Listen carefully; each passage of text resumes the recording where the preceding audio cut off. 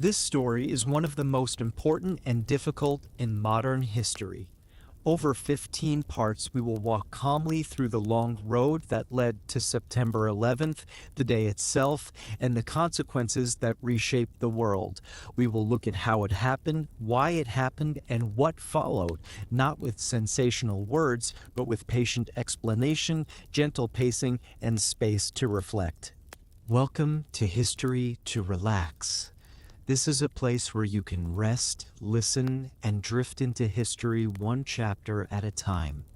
Here, stories are told slowly, with care, to help you both learn and unwind. Before we begin, I invite you to support the channel.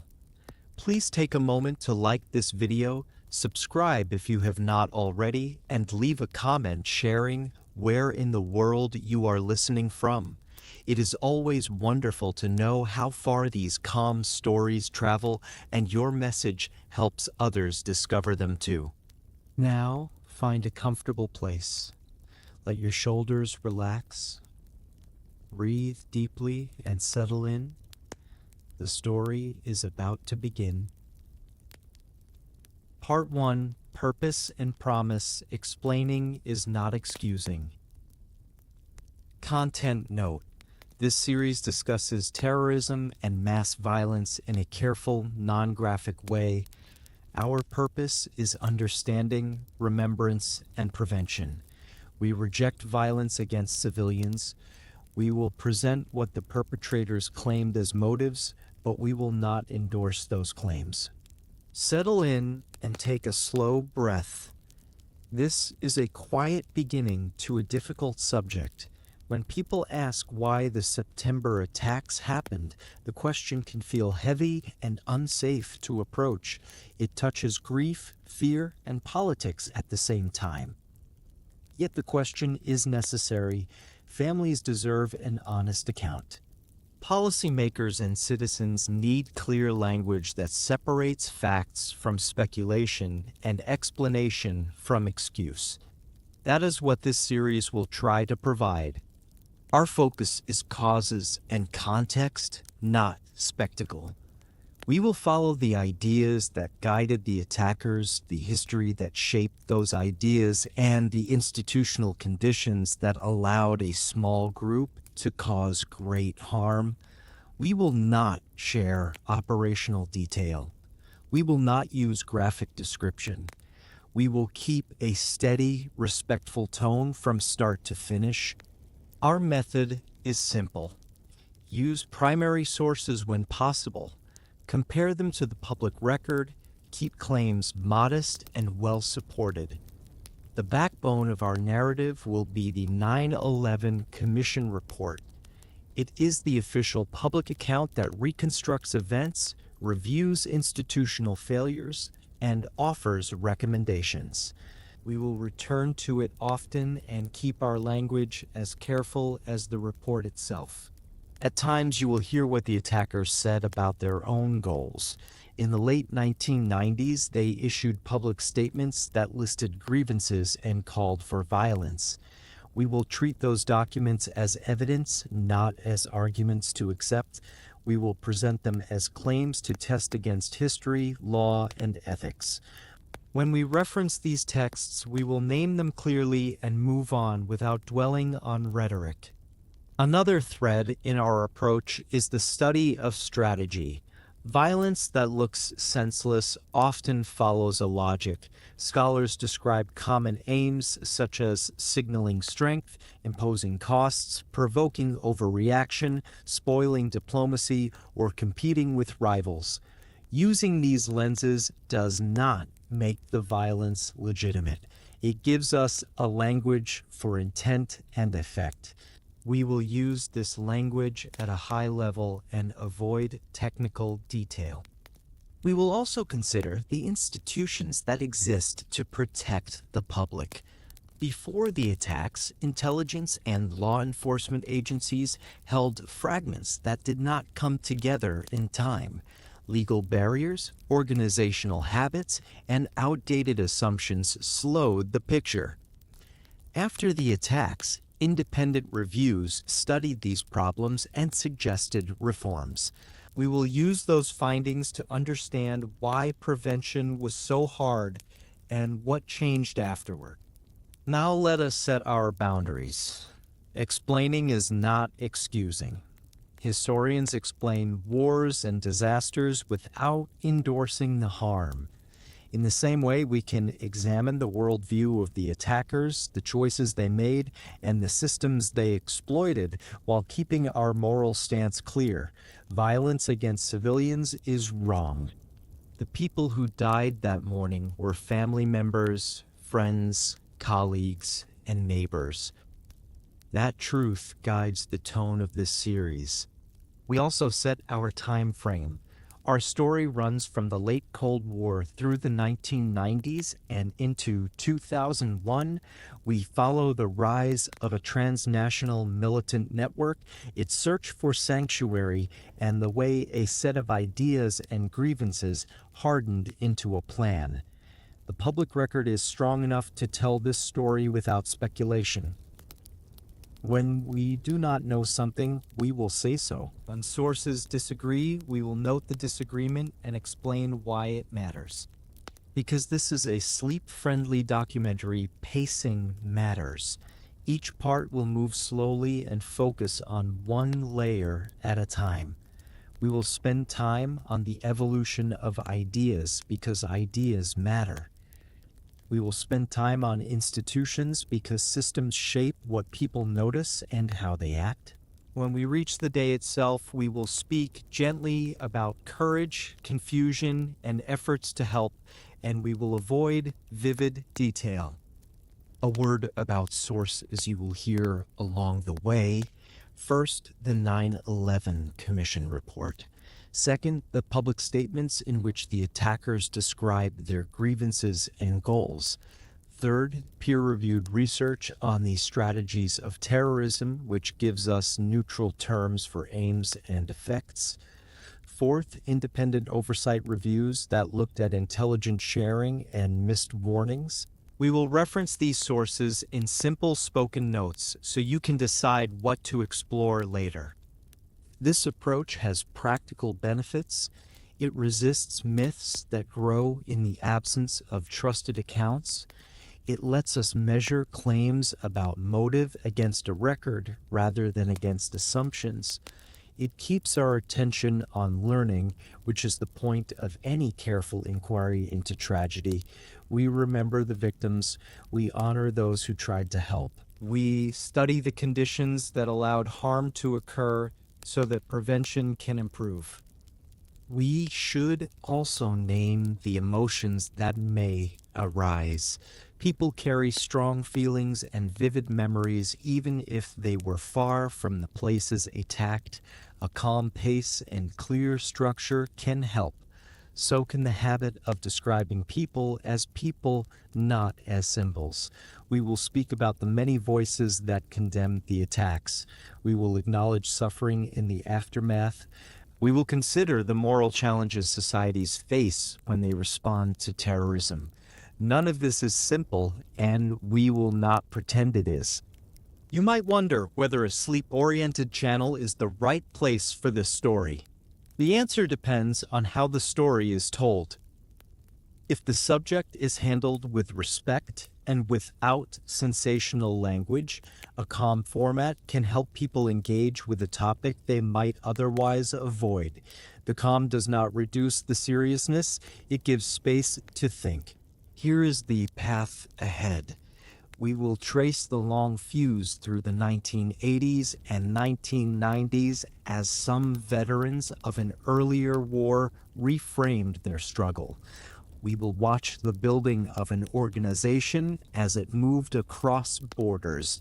We will listen to how its leaders described their project and what they hoped the world would do.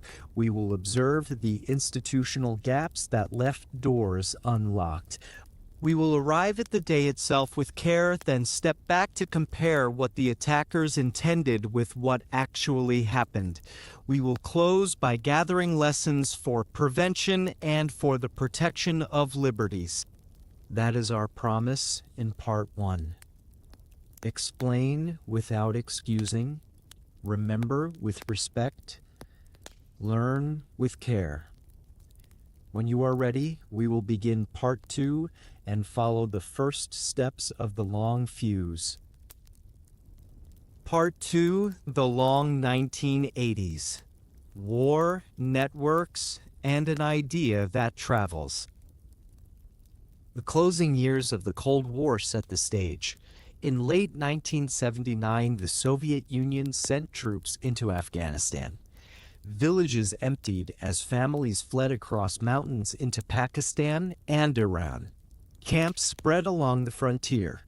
Border towns filled with aid workers, journalists, and diplomats, and fighters.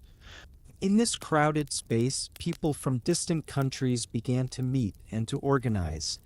Out of their shared work came connections that would shape the next decade. Most Afghans who fought were local.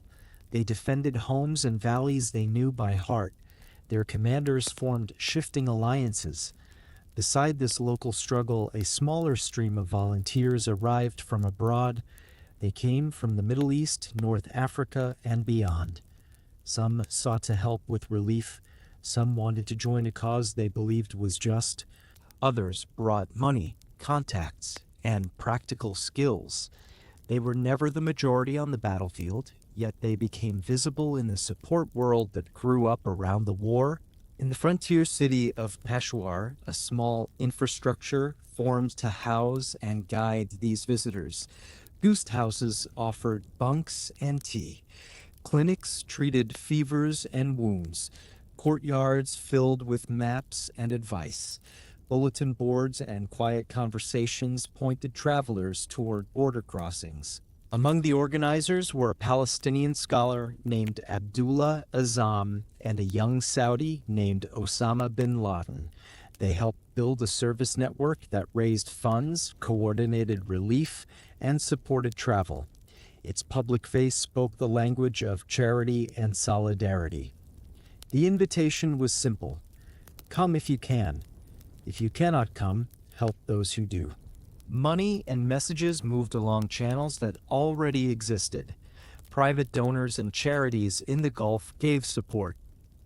Preachers, students, and community leaders spread news through cassettes, pamphlets, and word of mouth. The appeal was framed as defense. A distant people was under attack. Helping was presented as a duty. For many who answered the call, the experience produced a strong memory. They carried supplies along dangerous roads. They saw the damage left by bombings. They prayed together and told each other that their efforts mattered. The story they repeated said that a righteous struggle could succeed even against a superpower. The effect of the network was not only moral, it was practical. Remittances moved through trusted couriers and informal transfer systems. Borders were porous. Visa rules were looser than they would later become. Airlines carried travelers to Karachi or Islamabad. Buses took them north to staging towns. Lists of names and phone numbers became as valuable as crates of blankets. When volunteers returned home, they kept their contacts. When they stayed, they introduced new people and widened the web. The war also created a shared vocabulary.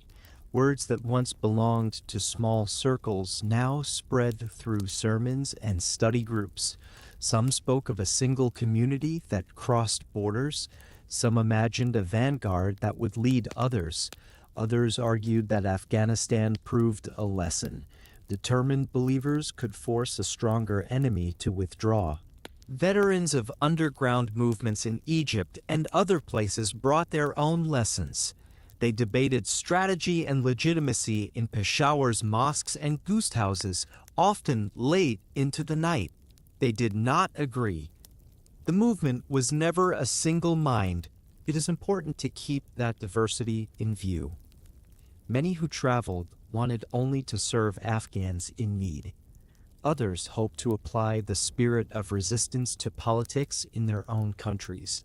A smaller group began to talk about a far enemy that, in their view, stood behind local regimes. In the 1980s, that idea was not yet dominant. It was one current among many carried forward by people who believed the struggle had to move beyond local borders. While these arguments continued, the war ground on in harsh terrain. Afghan commanders fought Soviet units and their allies. Foreign volunteers sometimes joined them in small numbers, but most often worked in logistics, relief, and fundraising. Even so, the experience marked them. They learned to live with shortage and danger. They learned to move quietly and to trust a small circle of people. They found teachers who gave the conflict a meaning and a story to remember. In simple terms, a transnational network was forming. It had no single headquarters and no fixed shape. It was a lattice of relationships built through shared hardship and a sense of purpose. As the conflict dragged toward its end, the organizers in Peshawar strengthened this lattice. Ledgers recorded donations and expenses. Newsletters reported on clinics, roads, and small construction projects. Photographs tied faraway donors to the lives they wanted to help. For those involved, each clinic bed and each schoolroom felt like proof that many small contributions could add up to a real result. The act of building together mattered as much as the buildings themselves. The world shifted again in the late 1980s. The Soviet Union weakened. Its forces pulled back. In 1989, the last soldiers crossed a border bridge and left Afghanistan. Foreign volunteers took this as confirmation of their story. They believed they had helped the people under attack. They believed they had seen a superpower retreat. The end of the occupation did not bring peace. A civil war followed. Yet the narrative had already settled in many minds. Some volunteers returned home with new confidence and new addresses. Others stayed in the region and looked for the next cause. Governments across the Middle East and North Africa watched these movements with concern. Police and intelligence services tracked returnees. In many places, security forces moved hard against underground groups. Trials and crackdowns followed failed attempts at revolt. The arrests and the pressure shifted the debates inside scattered networks. Some concluded that local regimes were too strong to topple. Some argued that those regimes would always be supported by powerful friends abroad. From that unhappiness, a sharper line of thought gained strength. If local change was blocked, the struggle should be aimed at the distant backers who, in their view, made the blockade possible. This was not a new idea, but the Afghan experience made it feel more plausible to its advocates. They had seen a superpower withdraw. They believed bold action by a small group could influence history. At the same time, practical skills learned in the border towns did not disappear. The people who had run ghost houses and convoys knew how to raise funds and move them quietly. They knew which couriers to trust. They had practice arranging travel and shelter and keeping a low profile. They understood the value of safe places where plans could be discussed without interruption. They were used to thinking across languages and jurisdictions. Those habits were now available for use in new contexts. Even with these skills, there was no single organization at the center. There were overlapping circles that shared teachers, allies, and past experiences. There were arguments about means and ends. There were a few names that would later become infamous, and many more that would fade back into ordinary life. What bound this shifting community together was less a hierarchy than a memory. They remembered the same camps and the same roads. They told the same story about endurance and victory. The memory traveled with them into the 1990s. To understand why this period mattered, 3 elements are useful. The first is the volunteer pipeline. By the end of the decade, a route existed that could connect a student group in one city to a guest house in a border town and then back again. It taught people how to coordinate across borders. It showed them which doors to knock on and which to avoid. Even after the war, parts of that route remained. The second element is the narrative that hardened around the war. The story said that defense against aggression was both duty and honor. It said that patient sacrifice could move history. It gave people a sense of identity that crossed national lines. In some hands, this narrative led to more clinics and more classrooms for communities still in need. In other hands, it led to plans for political confrontation at home. In a smaller number of hands, it led to the belief that the real battle lay against a far enemy. The narrative carried all of these possibilities at once. The third element is the strategic conversation that threaded through the network. Veterans who had failed to spark revolts in their home countries brought a set of lessons from those defeats. They argued that public spectacle could multiply the voice of a small group. They argued that provoking a powerful opponent into a harsh response could make recruitment easier. They argued that control over the story after an event mattered almost as much as the event itself. Many who had fought in Afghanistan rejected these ideas. Many preferred local rebuilding and relief. Yet the conversation had space to grow because the network reached beyond any one country. You may notice what is missing from this account. There is no list of tactics. There are no instructions. There are no descriptions of weapons or routes. That is deliberate. The aim here is to understand how a web of relationships, ideas, and habits came into being. By the close of the 1980s, this web existed. It could be pulled toward relief. It could be pulled toward politics. It could be pulled toward violence. Which direction would prevail depended on choices made in the next years by a subset of people who believed the fight should change its shape. Holding this view of the decade helps keep the human scale in sight. Thousands of lives crossed in border towns and mountain valleys. Many people who traveled for relief returned to ordinary paths.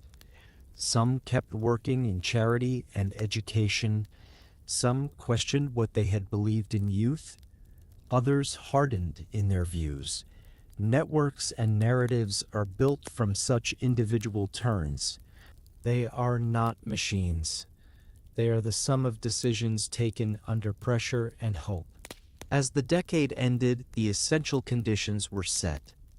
A cross-border pipeline could move people and money.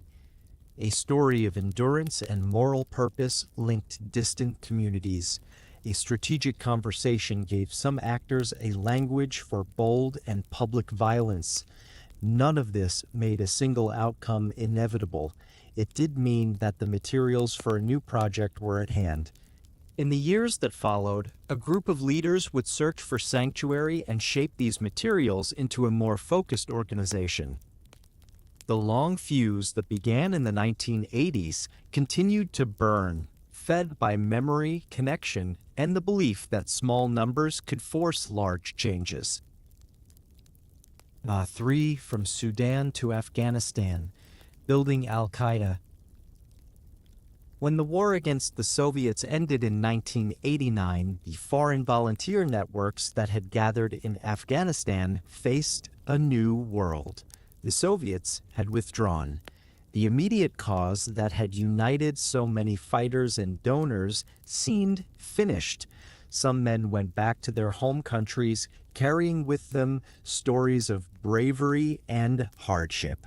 Others stayed in Pakistan or Afghanistan, unsure of where to go next. And still others began to imagine how the lessons of Afghanistan could be used elsewhere. For some, the war had planted the belief that faith and determination could defeat even the strongest of enemies. This belief would become a foundation for what followed. One of those who left Afghanistan at this moment was Osama bin Laden. He returned to his home country, Saudi Arabia, with the prestige of a veteran who had supported the Afghan jihad. He was wealthy, well-connected, and carried an aura of legitimacy among sympathizers, but the early 1990s brought tension. Saudi Arabia had just invited American troops to station themselves on its soil during the Gulf War against Iraq. For bin Laden and others who saw foreign troops in Arabia as sacrilege, this was a turning point. He began to speak out. His criticism of the Saudi monarchy and his insistence that local regimes were being corrupted by foreign powers brought him into conflict with the authorities. He was soon viewed as a threat to stability rather than a hero of the Afghan war. In 1991, bin Laden left Saudi Arabia for Sudan, which at that time was under an Islamist government eager to host exiles and radicals from across the Muslim world. For him and his associates, Sudan became a safe ground where they could regroup, invest, and plan. In Khartoum, bin Laden established a base of operations that blended business with militancy. He invested in construction projects, road building, agriculture, and trade. These ventures brought income and, just as important, cover. They allowed him to move money, to meet people discreetly, and to develop influence in local circles. Sudan in the early 90s attracted a variety of militants, dissidents, and thinkers. People from Egypt, Algeria, Yemen, and elsewhere crossed paths in Khartoum's cafes, mosques, and training sites. The environment provided fertile ground for exchange of ideas. Contacts were made, alliances explored, grievances shared. For bin Laden, Sudan offered the chance to transform his network of veterans into something more permanent. It was here that the outlines of Al-Qaeda began to take shape. The idea of Al-Qaeda, meaning the base, was more than a name. It represented the goal of creating a foundation that could outlast individual battles. Rather than serving only as a temporary support network for fighters in Afghanistan, this base would provide training, money, and guidance to movements in many regions. It was a hub to connect scattered struggles into what bin Laden's circle began to call a single war. The vision was ambitious, and in Sudan, for a few years, there was room to pursue it. During these years, bin Laden's circle became more organized. They experimented with training camps on Sudanese soil. They expanded connections to militant groups fighting in Egypt and Algeria. They gave safe harbor to those passing through, offering money and logistical help. They continued to raise funds from sympathetic patrons and charities in the Gulf. They bought farms and built warehouses, places where recruits could work by day and train quietly by night. This was not yet the Al-Qaeda of global notoriety, but the groundwork was being laid. Alongside these practical efforts, ideology was refined. Leaders in the circle argued that the failures of the 1980s uprisings in Egypt and elsewhere proved a lesson: local regimes were too entrenched to fall quickly. They were backed by powerful patrons abroad, especially the United States. This led to a shift in focus.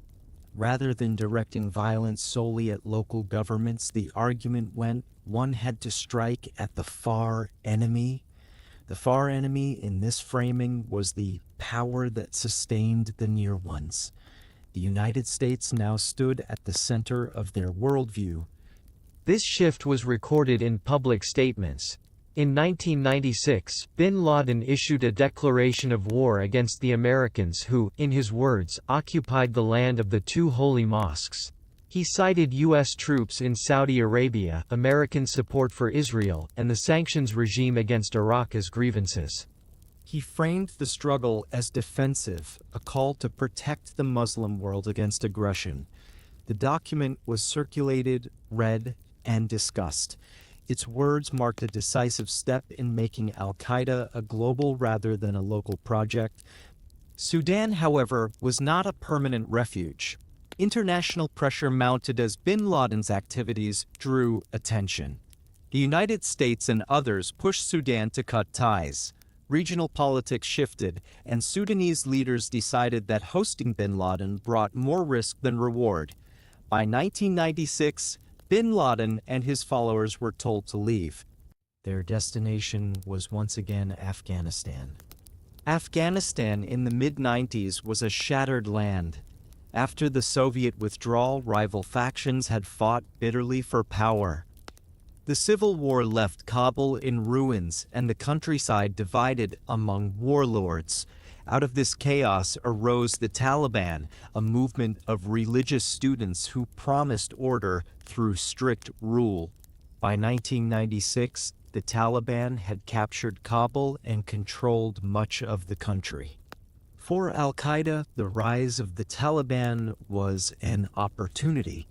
The Taliban's goals were local, focused on ruling Afghanistan under their interpretation of Islamic law, but they welcomed bin Laden as a guest. In return, Al-Qaeda offered resources and loyalty. Afghanistan's rugged terrain, weak central institutions, and political isolation made it an ideal sanctuary. Here, bin Laden and his followers could rebuild and expand. Training camps were established in remote valleys. These were not small ghost houses anymore, but structured facilities where recruits were drilled in ideology, discipline, and basic military skills. Young men traveled from many countries to join, drawn by stories of the Afghan jihad and inspired by new calls to action. In the camps, they were told that they were part of a single global struggle.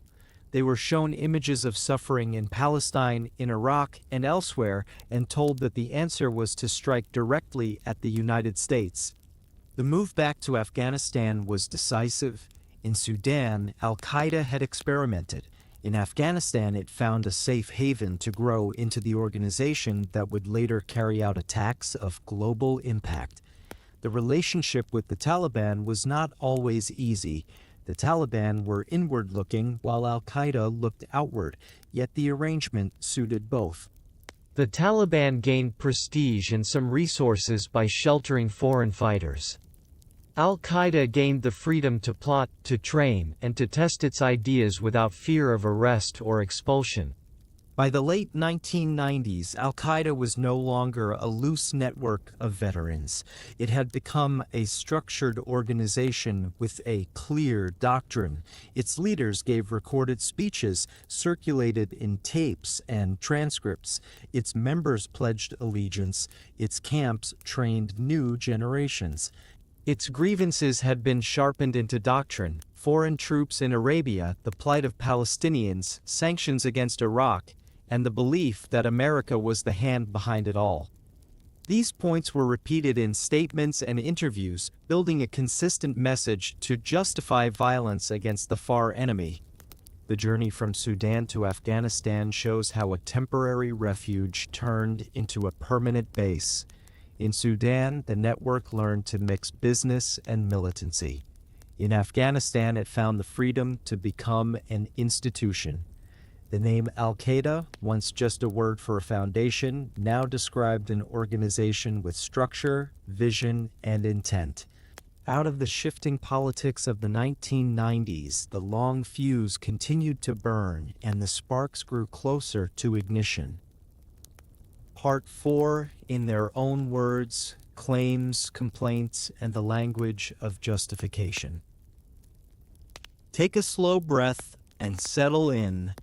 In this chapter, we sit with the words the leaders chose for themselves, the public declarations that explain in their own language why they believed violence was required. Listening to those words is uncomfortable but instructive. They show how grievances were collected, shaped, and offered as moral rationale. Presenting them is not endorsing them. It is a way to understand how a cause used language to recruit, to justify, and to frame its actions. By the mid-1990s, the circle that had coalesced around a shared history of Afghanistan and exile moved from local complaint to global accusation.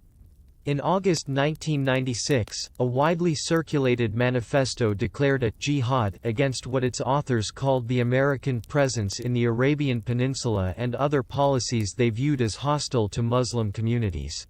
The document framed those policies, most prominently the stationing of foreign troops in Saudi Arabia after the 1990 to 1991 Gulf War, as an affront to sacred space and national dignity. That claim resonated with some audiences precisely because it packaged political grievances into a compact moral narrative: foreign troops on holy soil, injustice done to co-religionists, an imperative to act. 2 years later, in February 1998, a more sweeping statement appeared under the banner of a transnational front. The 1998 statement broadened the rhetoric and made a public call that would be read as an injunction to attack Americans and their allies.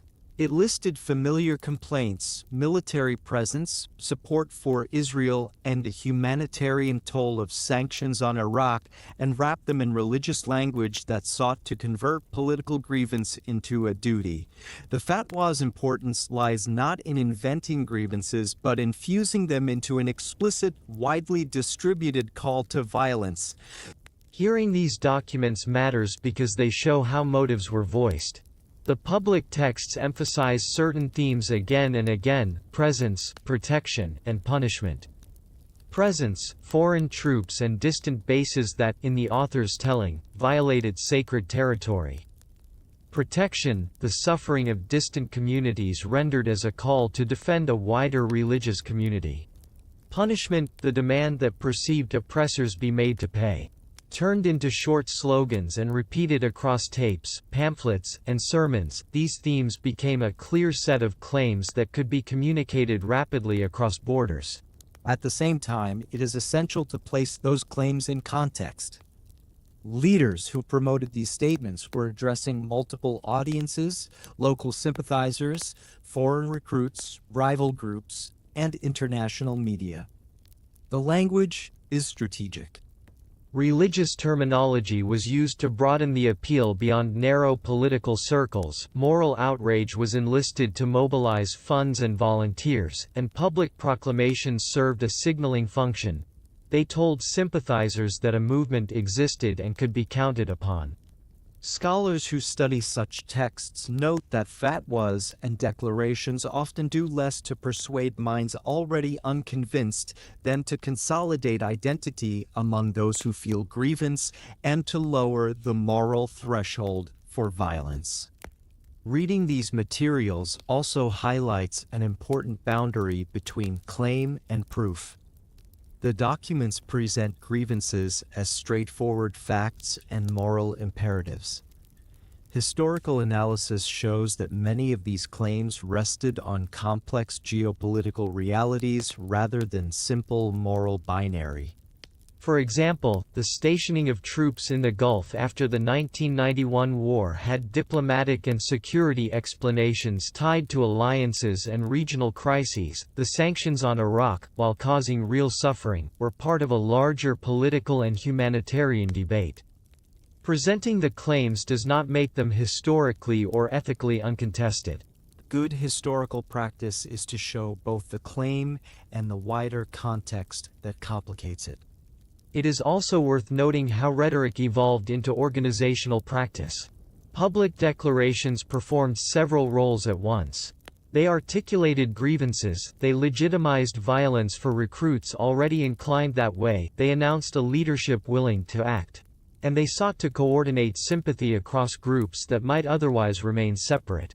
The 1998 statement, signed by leaders from different movements, made clear that at least some actors were attempting to create a transnational front, not simply a local rebellion, but a declared campaign against distant targets. That rhetorical move has real consequences. Once a call is made in public and circulated, it becomes part of the story that recruits read and that planners reference when they justify operations and recruit supporters. When we listen to these words, we should also listen for what they do not say. They rarely make careful legal justifications under international law, nor do they grapple with the moral contradiction of killing noncombatants. Instead, they reframe suffering as cause and violence as remedy. That rhetorical sleight of hand is not unique to this movement. It is a recurring pattern in the history of violent ideologies. The effect is to simplify morally complex scenarios into a binary of us, the Seren, versus them, and to present catastrophic acts as necessary corrections. Understanding that rhetorical machinery helps us see why some people moved from sympathy to action. Presenting the leader's words also helps explain recruitment patterns. Grievance-based narratives offer recruits an identity and a mission. You are not alone, you are defending something sacred, and action is both possible and meaningful. The language of fatwas and declarations functions as a social script, telling prospective recruits how to interpret global events in personal terms. Recruitment is rarely the result of a single document, it is usually the sum of stories, social ties, local pressures, and personal choices. But public proclamations do important work in making those stories legible and contagious across distant communities. Even as we analyze the rhetoric, we must remember the human costs behind these claims. The documents speak in abstractions, sanctity, occupation, justice, while everyday life registers in casualties, lost jobs, and destroyed homes. The moral economy that fatwas appeal to cannot be separated from the real suffering that policies and wars produced. A fair account attends to both. It reads the documents and then asks how accurate or persuasive their claims were in light of broader evidence, and whether moral outrage should ever be translated into targeting civilians. The normative answer is clear. Most legal and ethical systems reject violence against noncombatants, and so the declared call to attack civilians requires strong ethical rebuttal. Finally, consider how public proclamations shaped external responses. Governments and analysts took these documents seriously as indicators of intent, even if the texts did not contain operational plans. For policymakers, the declarations were warning signs, evidence that rhetoric had moved from grievance to open hostility. Analysts used them alongside intercepted communications, travel records, and field reports to form assessments of risk. In public memory, too, these statements became part of the narrative that linked the network's rhetoric to its later acts. That linkage, rhetoric plus capability, helps historians and investigators understand why a given group moves from words into action. Listening to these texts is an uncomfortable but necessary step in understanding how motives are formed and broadcast. We do not treat them as proof of justification, we treat them as evidence of motive and of how leaders sought to shape that motive into mass support.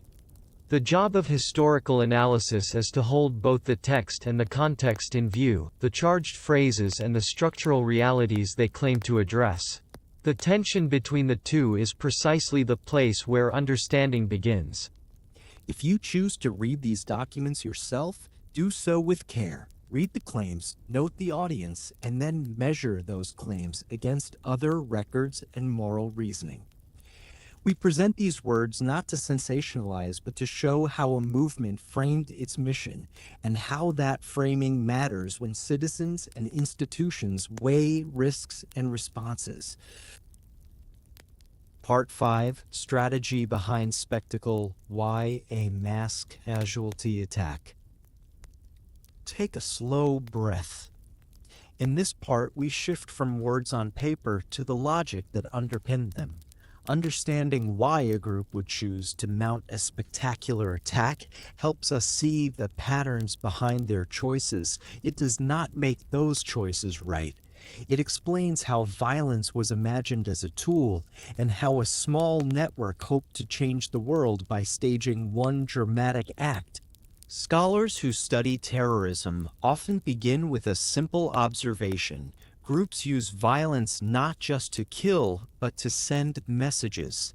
Violence is chosen for its audience as much as for its target.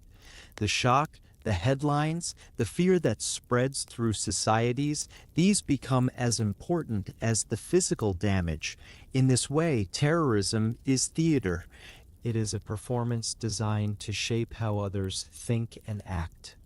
Why would Al-Qaeda, after years of building networks and issuing declarations, decide that a mass casualty attack was necessary?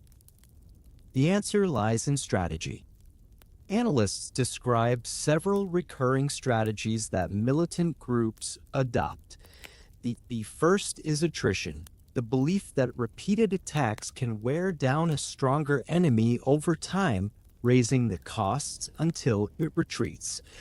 The second is intimidation, violence used to scare opponents or local populations into compliance. A third is provocation, deliberately striking in a way that will draw an overreaction, one that alienates potential allies from the stronger power and creates new recruits. Another is spoiling, using violence to disrupt peace talks or reconciliation between adversaries. And finally, there is outbidding, the attempt to prove that one group is more committed or more daring than rivals by staging a bigger, bloodier spectacle. Each of these strategies is visible in the way Al-Qaeda leaders talked about their aims.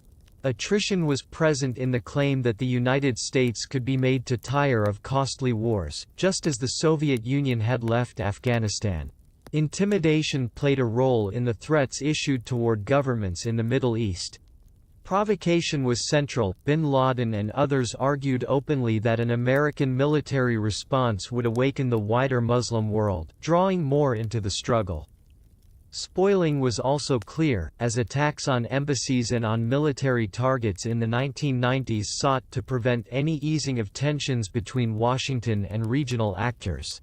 Outbidding mattered too, since Al-Qaeda wanted to prove itself superior to rival movements by demonstrating reach and daring. For a small organization with limited manpower and resources, spectacle seemed to promise leverage. A conventional war was impossible. Guerrilla campaigns in home countries had failed, but a single strike on a high-profile target could draw the attention of the entire world. It could show supporters that the group was capable of action, not just words. It could humiliate adversaries by turning symbols of power into scenes of destruction. And in the thinking of its planners, it could trigger overreaction that would play into their narrative. This way of thinking is chilling because it reduces human lives to tools in a strategic calculation. Civilians become means to an end, not people. Yet it is necessary to understand that this was the cold logic at work. For the planners, the question was not whether violence against civilians was morally acceptable. They had already decided that it was. The question was how to make such violence useful, how to design it for maximum impact. Spectacle also served internal purposes. Within militant circles, a dramatic attack could boost morale, attract donations, and secure allegiance. The late 1990s saw Al-Qaeda competing for attention with other movements, including local insurgent groups and older Islamist organizations. By staging high-profile attacks, such as the bombings of U.S. embassies in East Africa in 1998 and the attack on the USS Cole in 2000, Al-Qaeda showed that it could act on a scale others only promised. These operations signaled both to friends and to rivals that Al-Qaeda was the vanguard of a global struggle. Another element of spectacle is narrative control. After an attack, the group would release statements and tapes, framing the violence as defense, as revenge, as divine will. They sought to seize the story before others could tell it. Each attack became a stage for their rhetoric, amplifying their grievances and offering recruits a sense of purpose. This pattern showed that the violence was never just about destruction. It was also about the story that would be told in its wake. Looking at the strategy behind Spectacle reveals why Al-Qaeda turned toward a plan as ambitious as striking the American homeland. Leaders believed that only an attack of extraordinary scale could deliver the shock they wanted. They believed that spectacular violence could reorder the balance between a small group and a superpower. They believed that provocation would force the United States into wars abroad that would drain it and ignite broader resistance. In this cold calculation, the more shocking the violence, the more useful it would be to their aims. It is important to stress again that recognizing this logic does not make it valid. History shows that such strategies often fail. Provocation can backfire, turning potential sympathizers away. Outbidding can fragment movements instead of uniting them. Spectacle can harden opposition rather than weakening it. But for those inside the organization, the memory of Afghanistan and the vision of a united struggle convinced them that shock and theater were their best weapons. By the turn of the millennium, Al-Qaeda had chosen its path. The group's leaders saw spectacle not as a side effect of violence but as its main product. The stage had been set, declarations issued, grievances repeated, training camps filled, and strategies refined. What remained was to fuse these elements into a single act that they believed would change history. The long fuse had burned through the 1980s and 1990s. Now the sparks were moving closer to the powder. Part 6: The Architect and the Planes Operation. As the 1990s moved toward their close, Al-Qaeda's leaders were searching for a plan that would embody their strategy of spectacle. Smaller attacks had already taken place, the embassy bombings in East Africa in 1998 and the attack on the USS Cole in the year 2000. These operations drew attention, but the leadership wanted something larger. They wanted an attack that would strike at the very symbols of American power and show beyond doubt that a small group could wound a superpower. Into this search stepped Khalid Sheikh Mohammed, often referred to by his initials, KSM. He was not an original member of Al-Qaeda, but a veteran of the Afghan war with his own ideas. By the mid-90s, he had developed what he called the planes operation. The concept was simple in outline but shocking in ambition. Use commercial airliners as weapons against high-profile targets inside the United States. Where earlier plots had envisioned conventional bombs or small teams, this plan turned the infrastructure of modern travel into the instrument of attack. KSM had been refining the idea for years. In the mid-90s, he had been linked to a foiled plot in the Philippines known as Bojinka, which aimed to bomb multiple airliners in flight. That plot was uncovered and broken up by authorities, but the imagination behind it persisted. When KSM later brought the idea to Osama bin Laden, the leader of Al-Qaeda recognized its potential. It was bold, theatrical, and fit perfectly with the doctrine of spectacular violence they had been nurturing. Bin Laden approved the concept, though not immediately in its largest form. At first, he hesitated, weighing the risks and the feasibility, but the idea of striking directly on American soil was too powerful to ignore. By the late 1990s, he had given his blessing, and what had once been an individual scheme now became an Al-Qaeda project. Planning a plot of this scale required secrecy and patience. The leadership gathered a small inner circle, keeping details compartmentalized so that only a few knew the full scope.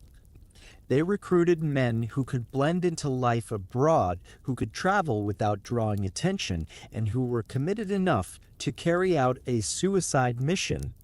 Training began quietly. Selected operatives moved through camps in Afghanistan, where they received both ideological preparation and technical instruction. They were taught to think of themselves not only as soldiers but as instruments of a larger message. What made the planes operation unique was not only its scale, but its symbolism. The choice of targets was carefully considered. Economic power, military strength, and political leadership all were on the list. Civilian airliners would be turned into guided missiles against these symbols. In the eyes of the planners, the attack would be more than destruction. It would be theater on a scale no one had imagined before, an act designed to be replayed on screens around the world. Inside the camps, debates took place over feasibility. Some worried that security measures would make the plot too difficult. Others doubted that volunteers could master the skills needed to fly even basic routes. Yet bin Laden's authority and the persistence of KSM pushed the plan forward. They adjusted details, scaled ambitions to what seemed possible, and pressed on.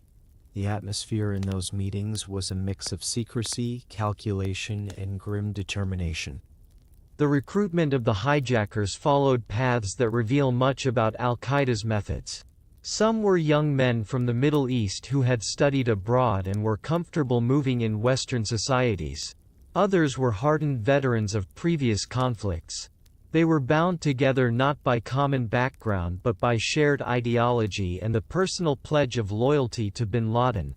This combination of diversity and commitment gave the planners confidence that the operation could succeed. Funding was modest by the standards of modern military operations. Small transfers, charity fronts, and couriers moved money quietly from donors to operatives. Housing, flight lessons, and travel were paid for in fragments that looked ordinary from the outside.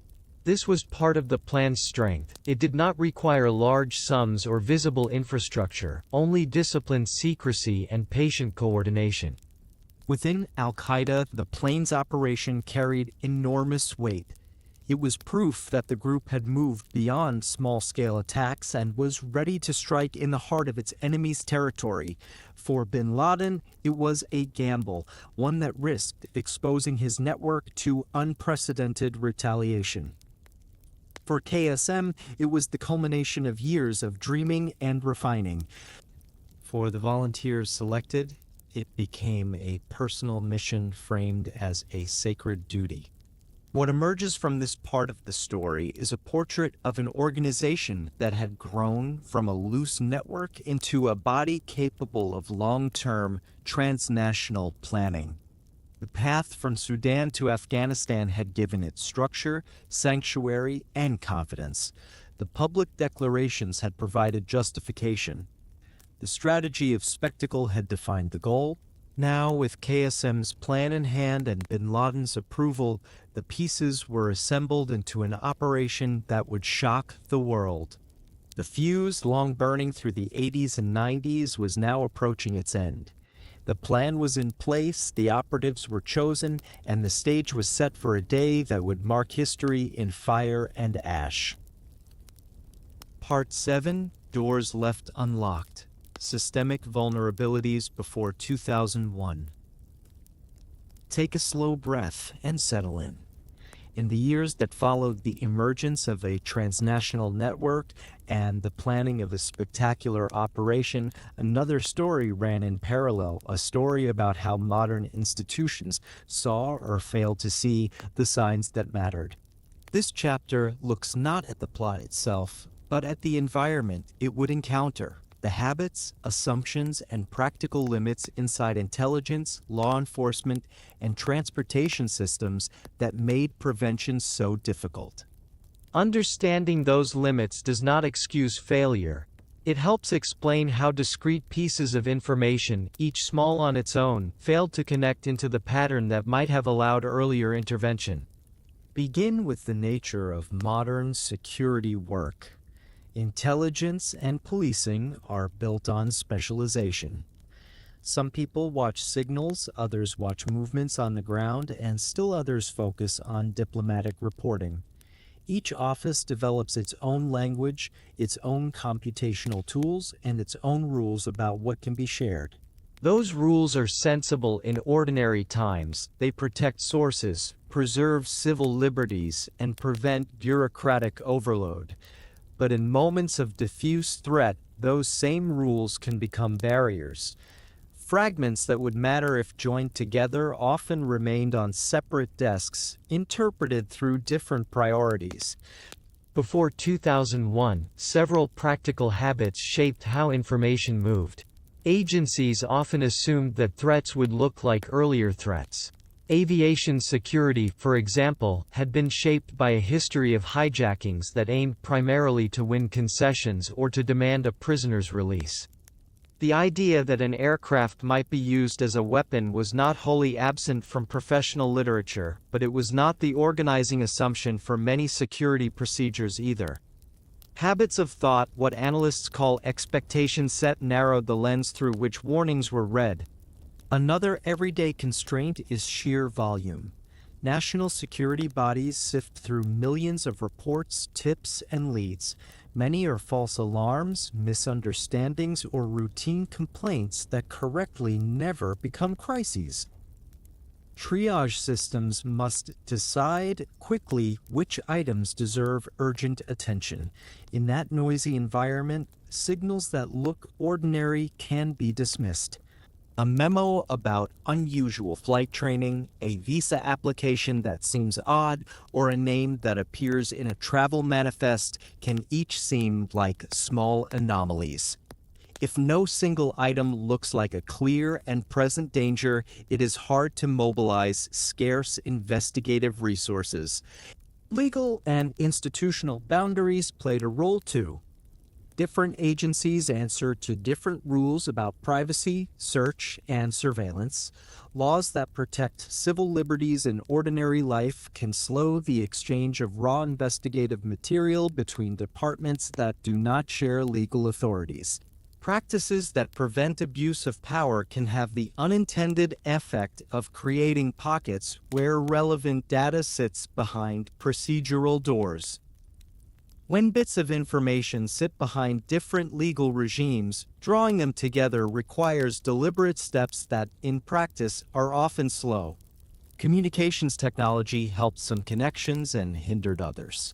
Electronic reporting and databases made it possible to archive massive amounts of information, but they also produced a new problem: how to search meaningfully across diverse forms of data. Keyword searches and automated filters are powerful, but they only work on terms someone thought to include. If the right combination of names, places, or flight patterns is not in the fields analysts search, a crucial link may remain invisible.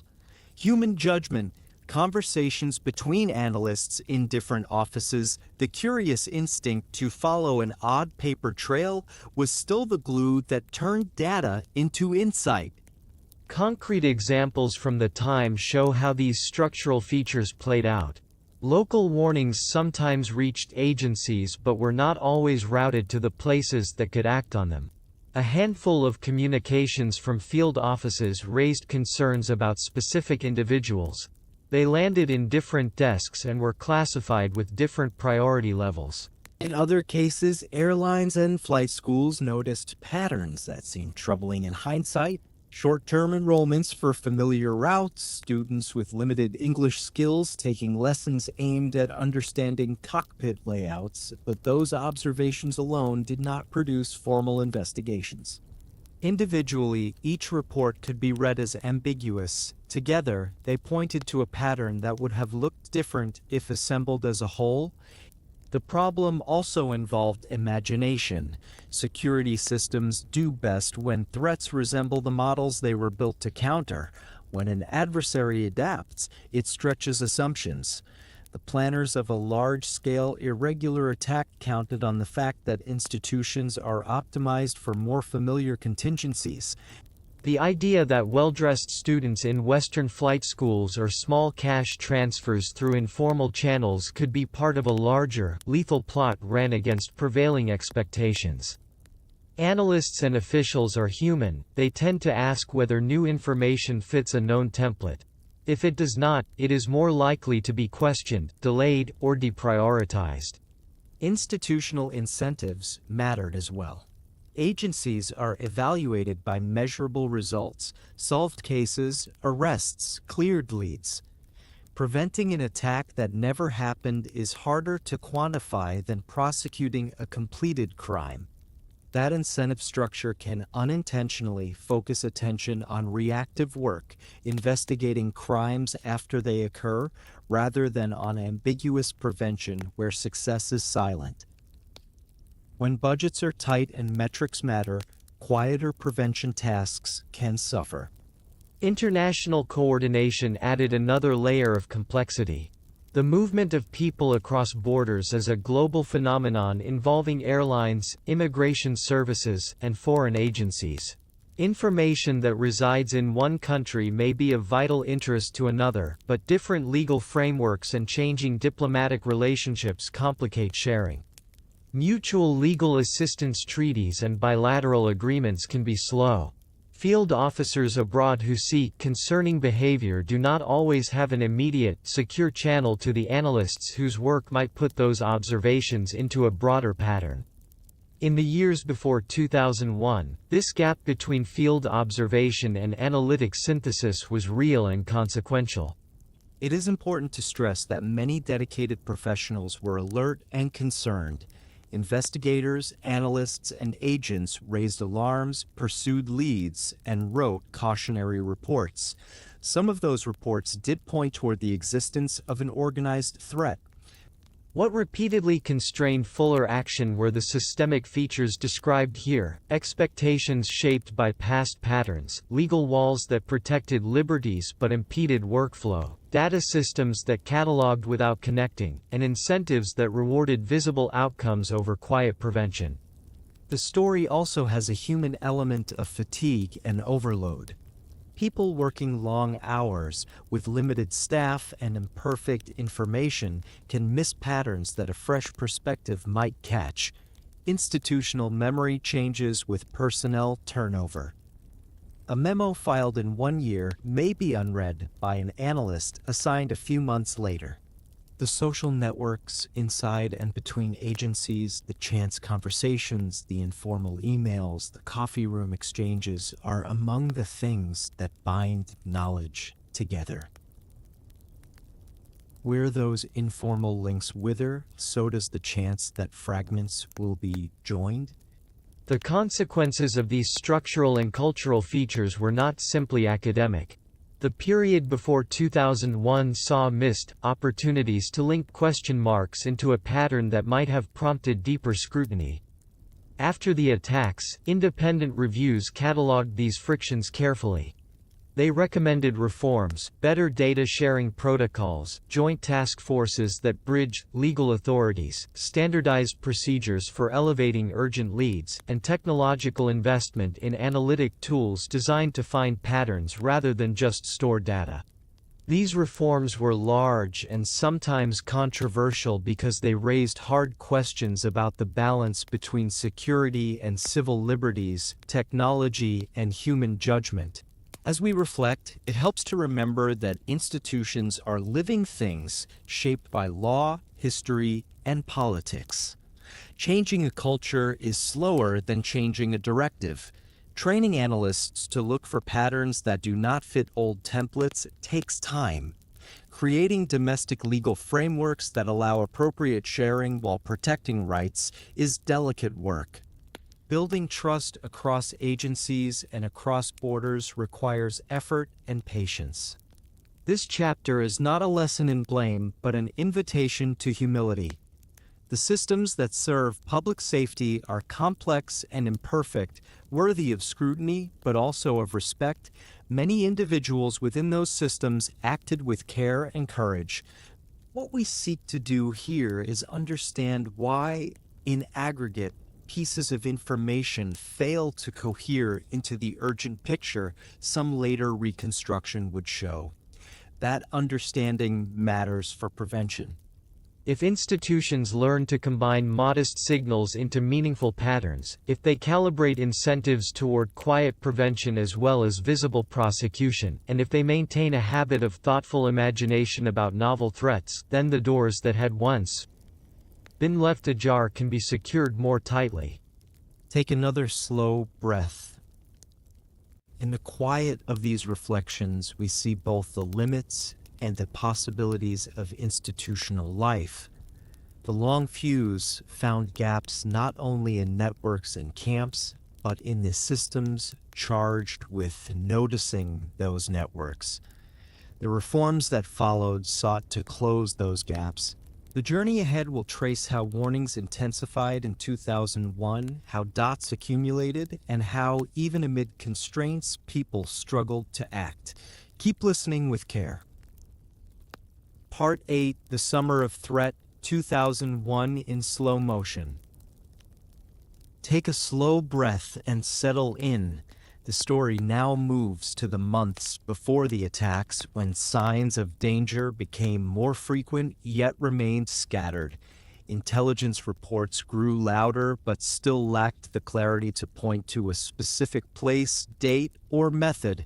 It was a summer when the atmosphere thickened with warnings, and yet the fog of uncertainty kept the picture incomplete. Looking back, it feels like watching a storm gather on the horizon, thunder in the distance, lightning flashes at the edge of sight, but no one able to say exactly where the rain would fall. In the first half of 2001, fragments of information began to pile up across agencies. Communications intercepts hinted at something big being planned. Analysts noticed unusual chatter in channels that had gone quiet for years. Some sources spoke of an attack inside the United States, others suggested overseas embassies or military facilities. The warnings multiplied, but they were vague. Without names, dates, or specific targets, it was difficult to act decisively. In the constant noise of threats that governments receive, this chorus sounded louder but not yet clear. Policymakers felt the pressure. Briefings to senior leaders included repeated references to Al-Qaeda's intent to strike. One document delivered in early August noted that the group was determined to attack on American soil and was watching for opportunities. The phrasing was stark but still general. No mention of airplanes, no list of airports, no map to follow. Intelligence works best when fragments can be tied together into something concrete. Here, the fragments stopped short of that line. At the same time, odd signals were appearing inside the country. Flight schools in different states noticed students whose goals seemed unusual. Some trained for only a few hours, then dropped out. Some asked questions about cockpit doors rather than flight maneuvers. In Arizona, an agent wrote a memo about the possibility that extremists might be training as pilots. The memo moved upward, but in a sea of paperwork it did not reach the desks where broader patterns were being considered. Another investigation in Minnesota detained a man with suspicious flight manuals, but local officials struggled to secure the legal authority for a deeper probe. These small sparks did not yet connect in a single flame. The broader atmosphere among security officials was one of unease. Phrases like "something big is coming" appeared again and again in field reports. Overseas allies sent warnings. Human sources repeated the same sense of urgency, yet the lack of specificity was paralyzing. If you know danger is coming but not when or where, how do you protect a vast country with thousands of possible targets? The result was heightened alertness in general, but no single defensive measure that could block the specific plot taking shape. Another element of the summer was seasonal distraction. Agencies were stretched thin by ongoing investigations, diplomatic concerns, and domestic priorities. The sheer volume of noise in the intelligence system created fatigue. For every ominous signal, there were dozens of false alarms. Analysts knew that raising the alarm too often risked desensitizing decision makers. Leaders knew that mobilizing the country without a concrete target would cause panic. The balance between vigilance and overreaction proved difficult to strike. What makes this period so haunting in retrospect is the sense of near recognition. Many of the right questions were being asked, Could terrorists strike inside the United States? Could airplanes be involved? Could training be underway? Yet the answers remained just out of reach. Without clear evidence, it was hard to assemble resources or to break through bureaucratic caution. The dots existed, but they were faint pencil marks, not bold lines. Only after the fact would they be traced into a pattern that seemed obvious. Within Al-Qaeda, by contrast, the summer of 2001 was a period of quiet preparation. Recruits were in place, funds had been moved, tickets purchased, the operatives blended into everyday life, taking flights, using computers, living in apartments. Their ordinariness was part of the disguise, the very openness of American society, its assumption that strangers could come and go with ease, provided cover. Outside, officials spoke in metaphors about storms and shaking trees. They knew danger was close. They felt the weight of responsibility. But intelligence is rarely a flashing red light. More often, it is a murmur of signals that could mean many things. In the summer of 2001, the murmur had risen to a roar, yet still without a single clear shape. As the season turned to autumn, the sense of foreboding deepened. The storm that had been gathering was almost ready to break. For those inside the system, the summer was a season of unease, frustration, and incomplete pictures. For the planners hidden in safe houses, it was the final stage of readiness. The two stories, the watchmen searching the horizon and the conspirators making quiet preparations, ran side by side, never crossing until the morning when the silence broke. Part 9, September 11th, a day of shock and silence. The morning of September 11th, 2001 began in ordinary ways. Across the United States, people commuted to offices, prepared children for school, and stepped aboard planes bound for distant cities. The weather was clear, skies a bright late summer blue, and the rhythm of daily life moved without interruption. In airports, security procedures were familiar and unremarkable. Passengers hurried to gates, and flights departed on time. Nothing in the surface of that morning suggested that within hours the world would be changed. At a little after 8 o'clock, the first disruptions went unnoticed by the public. 4 commercial flights had been boarded by small teams of men whose mission was to turn the aircraft into weapons. Air traffic controllers began to notice anomalies, planes deviating from flight paths, radio contact lost, transponders turned off. At first there was confusion, a search for technical explanations, perhaps an emergency on board, perhaps a malfunction. The truth revealed itself in stages through reports that arrived unevenly and images that began to spread across news networks.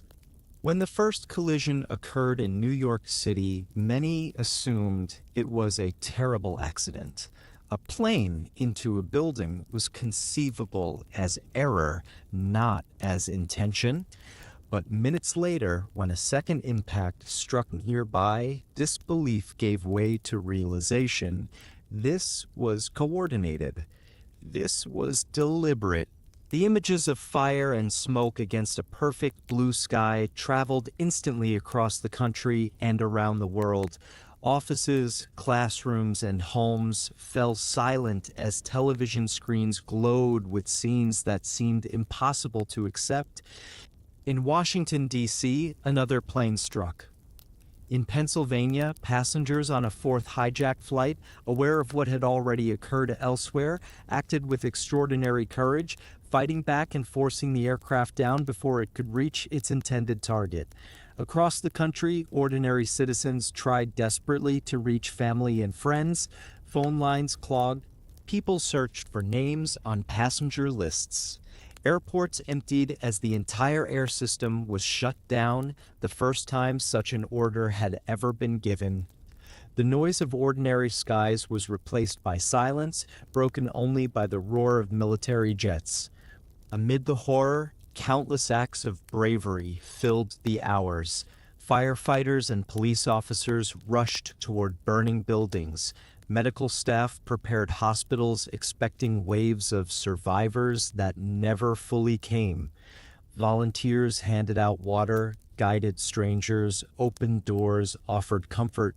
Strangers carried one another through smoke-filled streets. In offices above the impact zones, people called loved ones to say goodbye. On stairwells, men and women moved downward in long lines, holding hands, helping the injured, guided by the voices of rescuers moving upward. The scenes of collapse, the dust clouds that swept across city blocks, the ash that coated clothes and hair all became part of collective memory. Yet even in that devastation, the human response shone through. A hand on a shoulder, a word of comfort, a decision to stay and help rather than flee. These small gestures became as important as the images of destruction. By late morning, cities across America were transformed. Bridges were closed, public buildings evacuated, schools dismissed early. In New York, crowds walked home across bridges on foot, shoes in hand, faces gray with dust. In Washington, sirens echoed as government offices emptied. In towns and cities far from either coast, people gathered in churches, schools, and public squares, searching for words and reassurance. Evening brought an eerie quiet. Television networks replayed the same images, anchors spoke in solemn tones, leaders addressed the public from secure locations, families waited for calls that never came, clinging to hope even as hours stretched into silence. Hospitals stood ready with empty beds, prepared for survivors who would not arrive. Blood donors lined up in long queues, believing they could help. Across the world, people lit candles and held vigils, sending messages of sympathy and solidarity. The 11th of September was not only a sequence of attacks, it was a rupture in daily life. The sense of distance between ordinary people and global violence collapsed in an instant. The assumptions of safety, of oceans as barriers, of skies as neutral spaces were overturned. In their place came shock, grief, and the first stirrings of fear about what might come next. For those who lived through the day directly, the memories are vivid. The smell of smoke in the air, the ringing of unanswered phones, the sudden emptiness of city streets. For those who watched from afar, the memories are mediated through images replayed again and again, symbols that burned themselves into public consciousness. Together, these memories form a collective mark that defines the day not only as a national tragedy, but as a global turning point. As the night of September 11th settled in, the world was changed. Thousands of lives had been lost in the span of hours. Families were broken, communities scarred. The United States, stunned and grieving, faced questions of responsibility, response, and the future of security. Those answers would unfold in the days and years ahead. For the moment, the silence of that night carried the weight of sorrow, disbelief, and the certainty that nothing would ever be the same again. Part 10: Intended Outcomes and Actual Consequences. When Al-Qaeda's leaders planned their strike, they imagined more than destruction. For them, the attacks were designed as a lever to shift history. They believed that by staging a spectacle on American soil, they could weaken a superpower, spark uprisings across the Muslim world, and reshape the global balance of power. To understand the aftermath, it is necessary to separate what the attackers hoped to achieve from what actually happened. At the heart of their thinking was the idea of provocation. By striking symbols of American economic and military power, they intended to provoke an overwhelming response. They wanted the United States to send armies into Muslim lands to fight long wars that would bleed it financially, entangle it politically, and anger populations who would then, in the eyes of the planners, rally to the cause.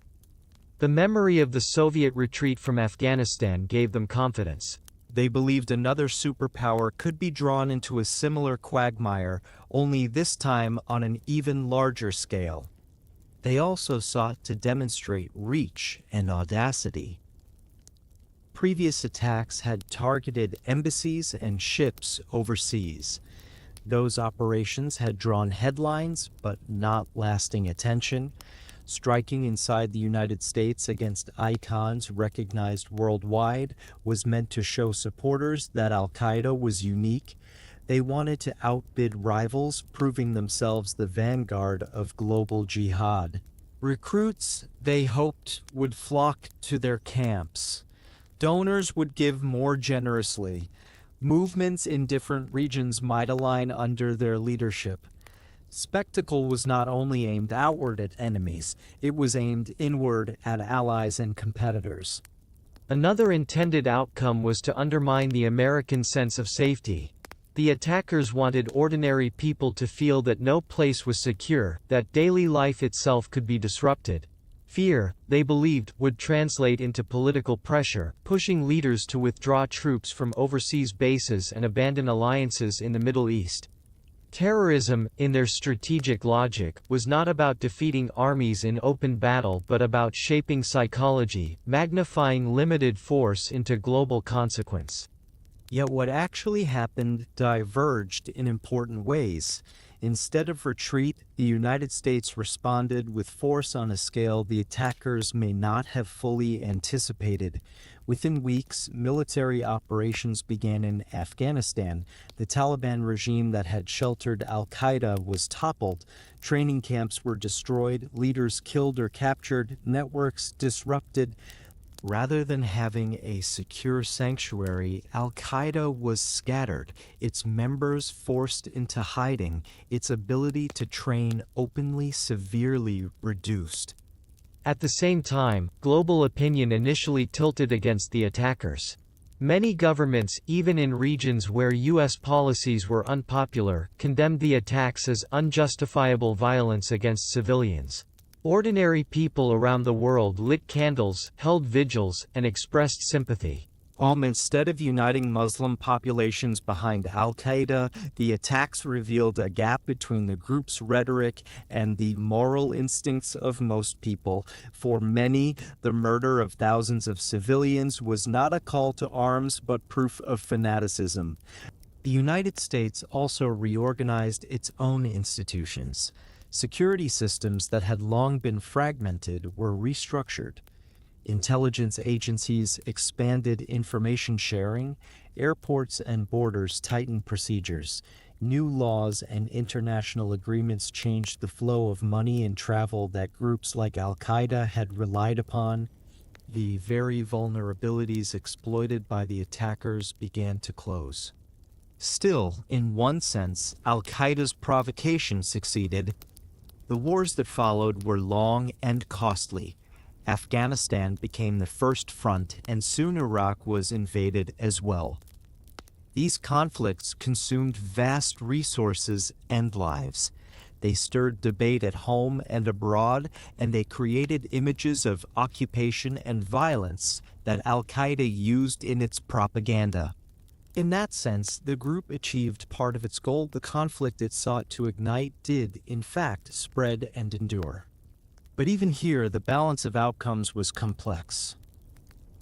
Prolonged wars did drain resources and polarize debates, but they also devastated Al-Qaeda's sanctuary, fractured its leadership, and led to the death or capture of many of its key figures. The organization that had once trained openly in Afghan valleys now survived by hiding in caves, apartments, and safe houses. Its dream of uniting the Muslim world under its banner was never realized. The pattern that emerges is one of miscalculation. The attackers believed they could trigger a chain reaction that would make them stronger. Instead, they unleashed responses that cost them their haven and their leadership. They underestimated the depth of global sympathy for the victims. They misread the capacity of the United States to adapt. They achieved disruption, fear, and war, but not the lasting support or legitimacy they had hoped for. The lesson of this contrast is sobering. Terrorist groups often gamble that violence will reshape the world in ways they can control. In practice, violence unleashes consequences that are unpredictable, often damaging the very movements that planned it. The gap between intended outcome and actual result is a recurring theme in the history of terrorism. For Al-Qaeda, September 11th became both its greatest moment of notoriety and the beginning of its long decline. The day achieved spectacle. It drew cameras, headlines, and fear. But in the years that followed, the attack also isolated the group, rallied coalitions against it, and cost it the sanctuary it had worked so hard to secure. The strategy behind the spectacle had promised victory. What it delivered was a storm of consequences far beyond the planner's control. Part 11: Aftershocks, Policy, Law, and the Security State. In the hours and days after September 11th, governments around the world moved quickly to respond. The attacks were not treated as isolated crimes, but as acts of war. The shock and grief of that morning hardened into determination. Leaders declared that terrorism would be fought not only by police and courts, but by armies, intelligence agencies, and global coalitions. The world entered a new phase, one shaped by a vocabulary of war on terror and a series of profound changes to policy, law, and security. The most visible aftershock was military. Within weeks, American forces, supported by allies, began operations in Afghanistan. The Taliban, which had given sanctuary to Al-Qaeda, became the first target. Camps were destroyed and cities fell under new authority. What Al-Qaeda had treated as a safe haven disappeared almost overnight. Leaders scattered. Some fled into mountains, others crossed borders, others were captured. The sense of impunity that had grown in the late 1990s was replaced by constant fear of drones, raids, and informants. The sanctuary that allowed a complex plot to be prepared no longer existed in the same way. But the military response was only one piece. Inside the United States, institutions were reshaped at a speed rarely seen in peacetime. Entire agencies were reorganized. The Department of Homeland Security was created, bringing together functions that had been scattered across different bureaucracies. The FBI shifted resources toward counterterrorism. Intelligence agencies were urged to share more information across old boundaries. Watch lists were expanded, visa requirements tightened, airports restructured their security procedures. A trip through an airport, once casual, now became a ritual of checkpoints, screenings, and identity checks. The experience of travel was permanently altered. New laws expanded surveillance powers. Investigators were given greater authority to intercept communications, to follow financial transactions, and to detain suspects. Supporters of these changes argued that they were essential for preventing another catastrophe.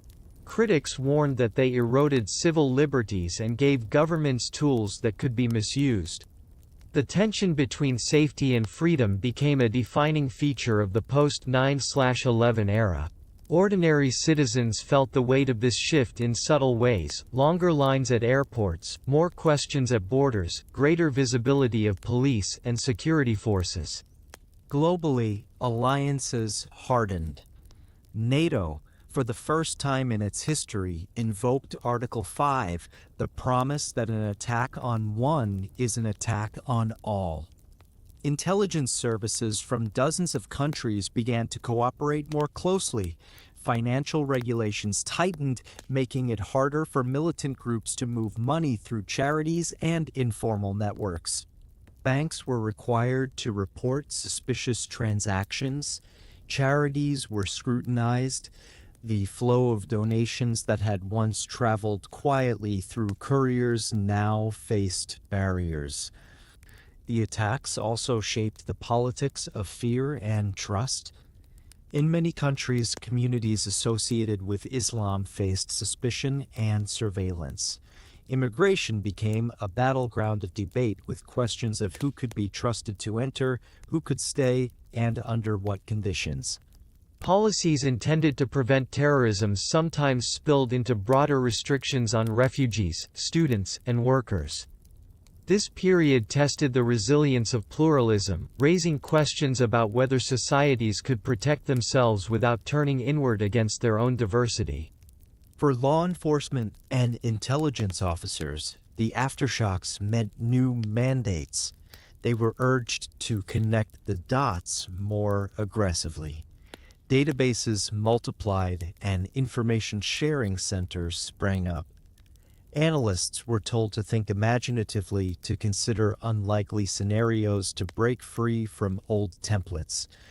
At the same time, the pressure to prevent another attack created a climate of urgency. Mistakes and false alarms became more common. Some policies cast very wide nets, catching innocent people in the process. The aftershocks also reached into international law. Concepts of preemptive self-defense gained traction. Governments argued that harboring terrorist groups could make a regime itself a legitimate target. This interpretation reshaped diplomatic norms and became the foundation for interventions not only in Afghanistan but later in Iraq. The scope of the war on terror broadened, encompassing not just Al-Qaeda but an array of other groups.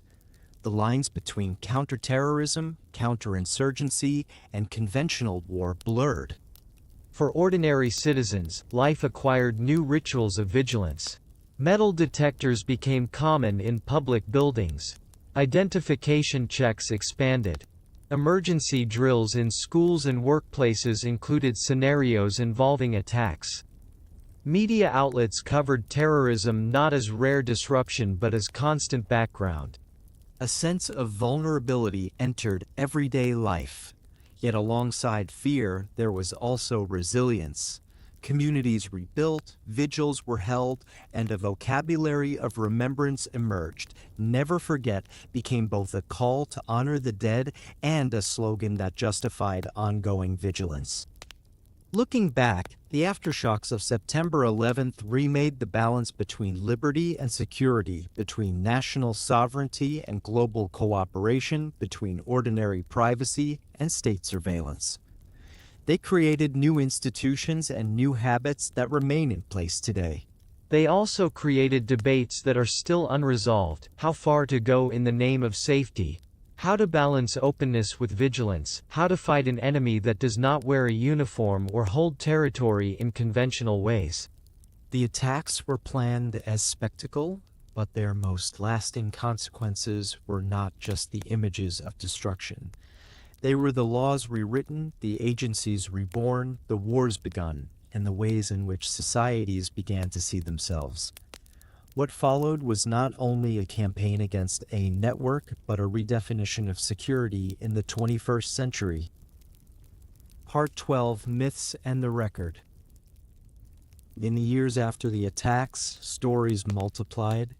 Some were fueled by grief, some by confusion, and some by deliberate distortion. When events are shocking and complex, myths often grow in the gaps left by incomplete knowledge.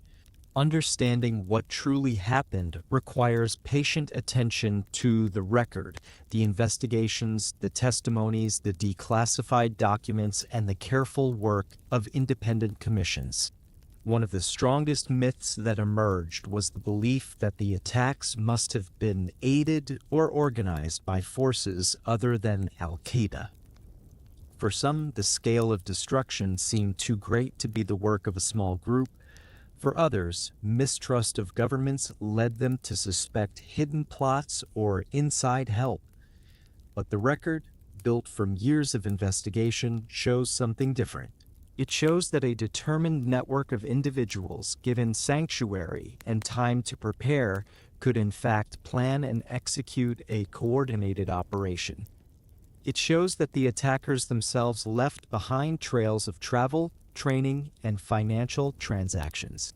Far from being an invisible hand, the evidence of their activity is written in passenger manifests, wire transfers, and testimony gathered after the fact.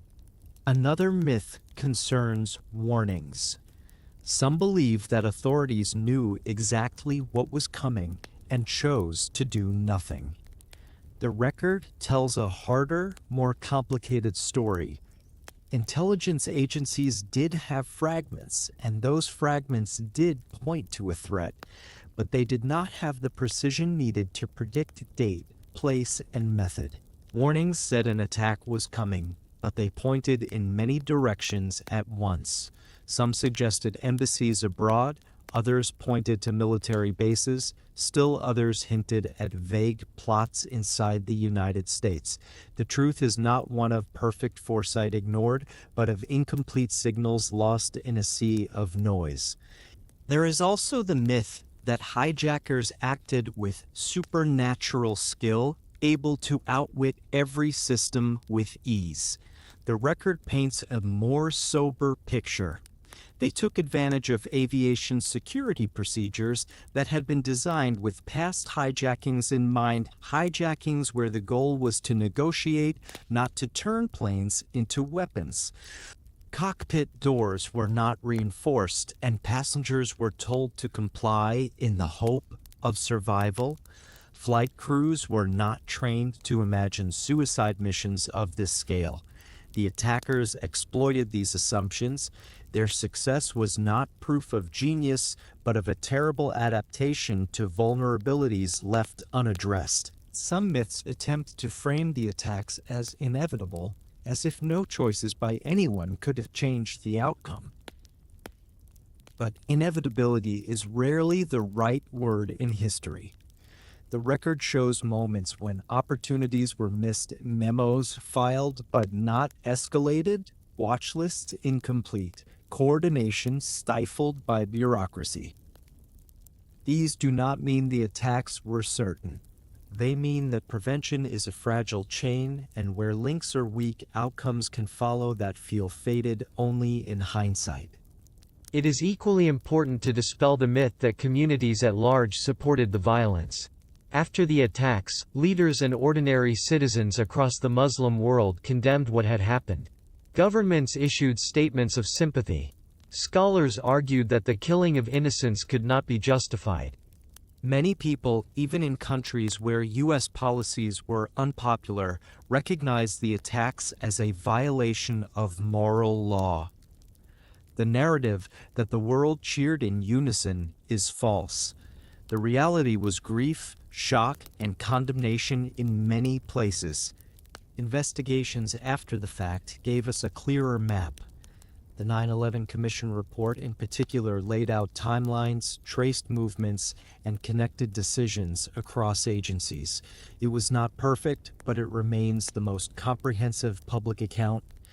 It showed how individuals were recruited, how money flowed, how visas were obtained, how training occurred, and how institutions failed to connect dots.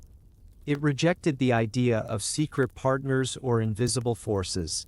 It showed a human story, men who planned, institutions that struggled, and a society caught off guard. Myths endure because they offer simple answers to complex events. They allow people to turn confusion into clarity by inventing neat explanations. But history, when studied carefully, is rarely neat. It is tangled, contradictory, and shaped by both intention and accident. The record of September 11th is a case in point. It shows deliberate planning by a small group carried out amid the blind spots of larger systems. It shows both human agency and human limitation. The value of confronting myths is not only to set the record straight. It is to protect the dignity of those who lived and died through the events. To replace their story with distortions is to lose sight of their humanity. The families who waited for calls, the rescuers who climbed stairs, the passengers who resisted, their memory deserves clarity, not confusion. In the quiet of reflection, the lesson is clear. The record matters. Myths can be comforting or thrilling, but they cannot honor the truth. The work of history is to separate speculation from evidence, rumor from fact. In doing so, we create not only understanding, but a kind of respect for the complexity of reality and for the lives that were lived within it. The aftermath of September 11th was shaped not just by what happened, but by how people chose to remember and interpret it. Myths grew quickly, but so too did the patient labor of investigation. Out of that labor came the clearest map we have, a reminder that truth is rarely simple, but always worth the effort to find. Part 13, Voices Around the World, Condemnations, and Consequences. The attacks of September 11th did not unfold in silence. As smoke rose over New York and Washington, as news reached across oceans and continents, voices rose in response. These voices were varied, carrying grief, anger, disbelief, and compassion. For many, the first instinct was sympathy. For others, it was fear of what the aftermath would bring. The global reaction forms an essential part of the story because it shows how a single day reshaped the moral and political landscape of nations far beyond America's borders. Governments were quick to speak. Leaders in Europe declared solidarity, calling the attacks a crime against all humanity. In capitals across Asia, Africa, and Latin America, official statements condemned the killing of civilians. Some pledged support in the fight against terrorism, others offered condolences and days of mourning. For a moment, the world's political stage was unusually unified, with rivals setting aside disputes to acknowledge the enormity of what had taken place. Religious voices also spoke out. Across the Muslim world, scholars and clerics released statements declaring that the murder of innocents violated their faith. Imams led prayers for the victims. Communities organized vigils, some in public squares, some in quiet mosques and homes.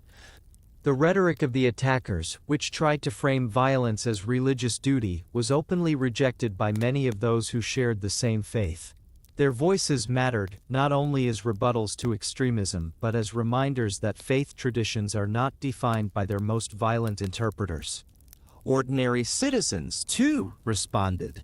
In Europe, candles filled city squares. In Canada, vigils stretched from coast to coast. In Tehran, citizens gathered in silence, a gesture of sympathy from a country often seen as hostile to America. Across Africa, Asia, and Latin America, television screens replayed the same images, and families watching from living rooms felt the same mixture of horror and sorrow. Sympathy cards, flowers, and handwritten notes were left outside American embassies around the globe. In the days that followed, countless people signed condolence books and offered prayers, simple acts of solidarity that crossed borders. At the same time, another current flowed beneath the global chorus of sympathy. Fear spread that the attacks would lead to long wars and harsher divisions. Some governments worried that the United States would respond with overwhelming force that might destabilize entire regions. Communities feared that suspicion and surveillance would fall on them unjustly. Migrants and minorities braced for backlash. These anxieties proved well-founded in many places as security policies hardened and new laws altered the balance between liberty and control. The economic world reacted as well. Markets shook. Airlines faced crisis, with fleets grounded and passengers frightened. The travel industry reeled. Insurance companies scrambled to calculate losses. The sense that globalization brought prosperity but also vulnerability became stronger. It was not only military and political systems that felt the shock. Everyday commerce, from tourism to trade, carried the aftershocks of the attacks. Media across the globe amplified both sympathy and suspicion. Headlines spoke of tragedy, unity, and the need for justice. Yet in some corners of the world, coverage also reflected anger at U.S. foreign policy, questioning whether the attacks were the result of decades of intervention abroad. Some voices suggested that while the violence was unjustifiable, it emerged from a long chain of grievances that demanded attention. This duality, sympathy for the victims and criticism of U.S. policy, marked the complexity of global reaction. For the United States, these voices mattered deeply. Condemnations from governments provided legitimacy for coalition building. Condemnations from religious leaders helped to counter the narrative that the attacks were a clash of civilizations. Acts of solidarity from ordinary people offered comfort in grief.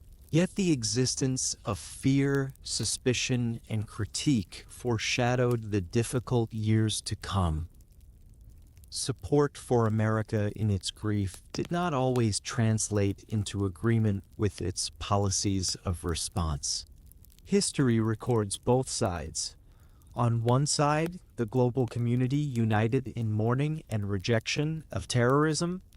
On the other, anxieties grew about what would follow, about whether vengeance would replace justice, about whether the struggle against terrorism would be waged with care or with indiscriminate force. The days after the attacks were filled not only with candles and vigils, but also with debates about the future of international order. The voices around the world remind us of something important. Violence on such a scale does not echo only where it occurs. It reverberates across oceans, into homes, onto screens, into prayers and conversations. It tests the bonds between nations, the moral clarity of faiths, the resilience of ordinary people. The condemnation of September 11th was broad, sincere, and nearly universal. The consequences that followed were less unified, unfolding in ways that revealed the complexity of a world trying to respond to unprecedented violence. The long fuse that led to that day had burned for decades. The voices that answered it in the days after carried grief and solidarity, but also caution and fear. Together, they shaped the stage on which the years ahead would unfold, years defined by war, reform, and the continuing struggle to understand how violence is born and how it might be prevented. Part 14. The Long Wars Begin. The silence of the night after the attacks did not last long. Within weeks, the United States and its allies launched a military campaign in Afghanistan. The mission was clear at first: dismantle Al-Qaeda and remove the Taliban regime that had given it shelter. Warplanes crossed Afghan skies, special forces landed in remote valleys, and Afghan militias allied with the coalition advanced on cities. Kabul fell quickly, and with it the Taliban's control of the capital. Training camps that had once operated openly were destroyed. Leaders who had moved through them scattered into mountains, deserts, and across borders. For many observers, the initial campaign seemed decisive. Al-Qaeda had lost its sanctuary, and the Taliban had lost power. Yet the story did not end there. Wars are rarely as short as their opening chapters. What began as a targeted strike against a single network expanded into a conflict that would last for decades. Afghanistan's rugged terrain, divided society, and long history of resisting outsiders meant that victory would not be simple. The Taliban regrouped in rural areas and across the border in Pakistan. Al-Qaeda, though battered, survived through hidden safe houses and sympathetic networks. At home in the United States, the atmosphere was one of unity and resolve. Political divisions narrowed and public support for the war was strong. The language of a war on terror became the guiding phrase, stretching beyond Afghanistan to encompass a global campaign. Military bases expanded, intelligence budgets grew, and alliances were tested. For many citizens, the war in Afghanistan felt justified, a direct response to the attacks. Few imagined how long the conflict would last or how far it would extend. The logic of provocation that Al-Qaeda had hoped for began to play out, though not always in the ways its leaders expected. The United States did indeed become deeply involved in wars overseas. By 2003, attention had shifted from Afghanistan to Iraq. Claims that Iraq possessed weapons of mass destruction, combined with fears of terrorism, led to an invasion that toppled Saddam Hussein's regime. For Al-Qaeda's leaders, this wider conflict provided both danger and opportunity. It drained American resources, but it also exposed Muslim populations to new turmoil, fueling both resentment and recruitment. The wars that followed September 11th reshaped the lives of millions. In Afghanistan, entire generations grew up amid conflict.